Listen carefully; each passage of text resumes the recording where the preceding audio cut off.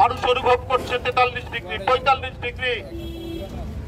ঢাকার ইতিহাসে, বাংলাদেশের ইতিহাসে এই সাহারা মরুভূমির মতো এই টেম্পারেচার, এত উষ্ণতা আর কখনো আসেনি।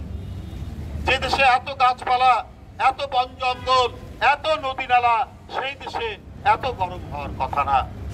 শুধু সরকারের লুটেরা নীতি, সরকারের জমি দখলের নীতি, সরকারের নদী দখলের নীতির কারণেই আজকে এই অবস্থা। আমার দেশের মানুষ গুলি খায়, মারা যায়। লালমনিরহাট এখন কসাইখানা। লালমনিরহাট মনে হচ্ছে একটি বন্দোবস্ত। একদিন পর পর বিএসএফ গুলি করে বাংলাদেশি মানুষকে হত্যা করছে। সেইখানে শেখ হাসিনার প্রতিবাদ নাই, সেইখানে তিনি মাথা নিচু করে থাকেন। আর দেশের মানুষকে তিনি দম বন্ধ করে আগুনে পুড়িয়ে মারার ব্যবস্থা তিনি করছেন।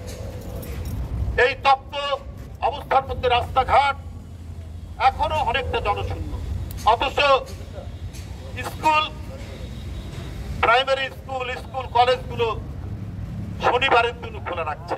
অর্থাৎ ওই বাচ্চা, ওই কিশোর, এদেরকেও সরকার আগুনের মধ্যে পুড়িয়ে মারতে চাচ্ছে।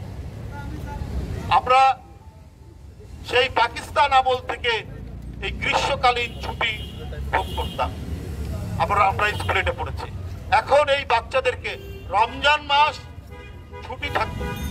এটি একটি মুসলমানদের ইবাদতের মাস। কলেজ ইউনিভার্সিটি বন্ধ থাকতো রমজান মাসে।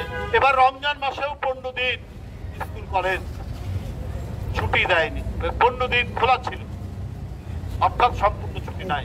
আর এখন শনিবারের দিনও, যেদিন সাপ্তাহিক 2 দিন ছুটি, আর এই বাচ্চা ছেলে মেয়েদের জন্য তারা ছুটি ভোগ করবে না। তাদেরকে এই রৌদ্রে, তাদেরকে এই তপ্ত দাবদাহে যে সারা বাংলাদেশ অগ্নিবর্ণ হয়ে উঠেছে, সেই আগুন রাঙা বাংলাদেশের মধ্যে এই বাচ্চা ছেলেদেরকে ফেলে দেওয়া হচ্ছে, পাঠিয়ে দেওয়া হচ্ছে।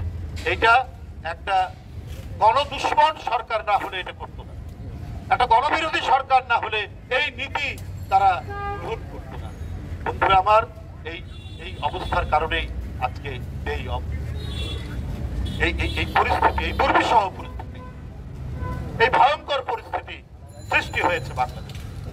আওয়ামী লীগের সাধারণ সম্পাদক বলছেন বিএনপি নাকি যে কোনো উপায়ে ক্ষমতা দখল করতে চায়। আমরা দখল করবো কেন? দখল তো আপনারা করেছে, ভোট ছাড়া, জনগণ ছাড়া। আমি আর দামি, আমরা আর মামুরা নিজেরা ভোট করে আপনারা দখল করে রেখেছে।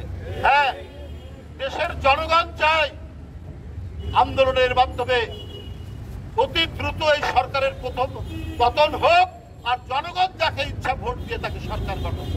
এইটা জনগণ চায়, এটাই একমাত্র উপায়, এটাই জনগণের উপায়। ওবায়দুল কাদের সাহেবরা, আপনারা যদি